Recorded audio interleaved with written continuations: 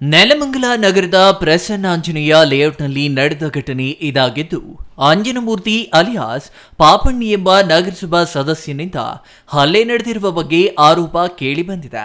ಅಳತೆ ಮಾಡಿ ಚರಂಡಿ ಮಾಡಿ ಎಂದು ಕೇಳಿದ ವ್ಯಕ್ತಿಗೆ ರೌಡಿಗಳನ್ನ ಕರೆಸಿ ಹಲ್ಲೆ ಮಾಡಿಸಿದ ಆರೋಪ ಮಾಡಲಾಗಿದೆ. ಹಲ್ಲೆ ಮಾಡಿರುವ ವಿಡಿಯೋ ಸಾಮಾಜಿಕ ಜಾಲತಾಣದಲ್ಲಿ ವೈರಲ್ ಆಗಿದ್ದು, ಸಾರ್ವಜನಿಕ ವಲಯದಲ್ಲಿ ವ್ಯಾಪಕ ಚರ್ಚೆಗೆ ಕಾರಣವಾಗಿದೆ.